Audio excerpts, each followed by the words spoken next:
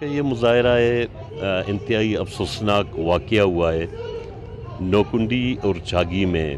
और आम गरीब मज़दूर तबका जो ड्राइवर तबका है, एक ड्राइवर को शहीद करना, कहीं नौजवान ज़ख्मी है।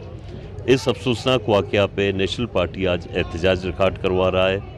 मैं आपके चैनल के तवज्जुह से इस रियासती बर्बरियत की भरपूर मज़म्मत करता हूँ और मैं ये समझता हूँ कि बलूचिस्तान में गुज़िश्ता 72 सालों से जो गैर यकीनी सूरत हाल है और लोग जो अदम तहफ़्फ़ुज़ के शिकार हैं, आज नोकुंडी और छागी के इस वाक़या ने फिर लोगों को मायूसी की तरफ धकेल दिया है।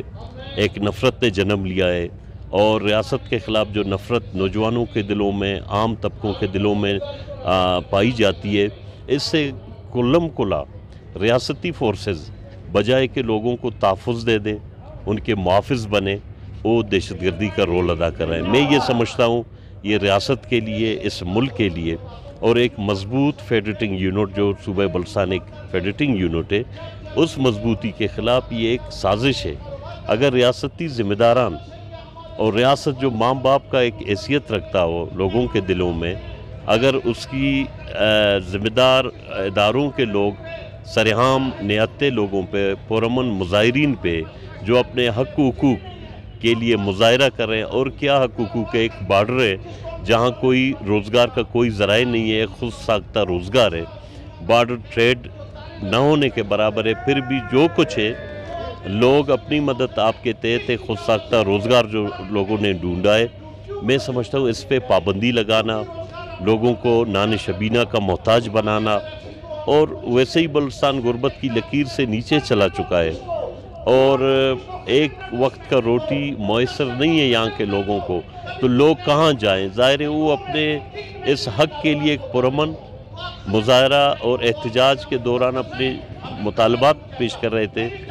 उन पे फायरिंग करना, उनको शहीद करना, ये नाकाबिल बर्दाश्त है यहाँ के सियासी पार्टियों के लिए, यहाँ के आम आवाम के लिए, पढ़े लिखे तबके के लिए। मैं एक दफ़ा फिर मज़म्मत करता हूँ इसकी भरपूर, और मैं ये समझता हूँ कि इस वाक़ये की एक जुडिशल इंक्वायरी, जुडिशल कमीशन कायम किया जाए ताकि लोगों के दिलों में जो नफ़रत और मायूसी पाई जाती है, उस नफ़रत और मायूसी को कम कर सकें। और रियासत के बारे में जो नफ़रत है, जब तक एक जुडिशल कमीशन एक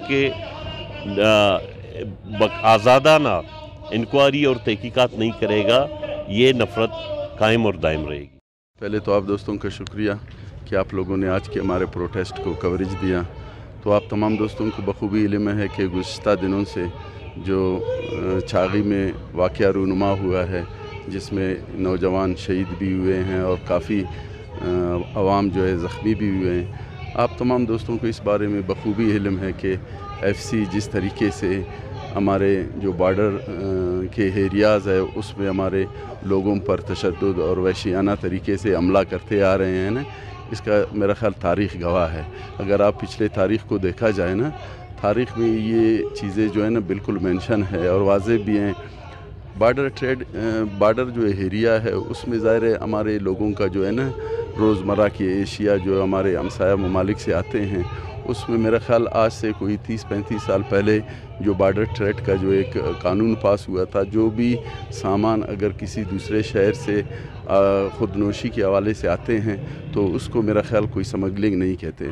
स्मगलिंग हम सिर्फ इस चीज़ को कहते हैं कि या मंशियात हो या असला हो। अगर कोई घी ला रहा है, कोई पेट्रोल ला रहा है, कोई डीज़ल ला रहा है, कोई अपना आटा ला रहा है, ये कोई स्मगलिंग नहीं है, ये वहाँ के लोगों का जो है ज़रिया माश है। लोग जो है उसी से अपने घरों का, अपने बच्चों का जो है ना नान शबीना जो है पैदा करते हैं। आप तमाम दोस्तों को, आप मीडिया के दोस्तों को बखूबी इल्म है कि बलूचिस्तान में कोई इस तरह का कोई रोज़गार के मौक़े नहीं हैं।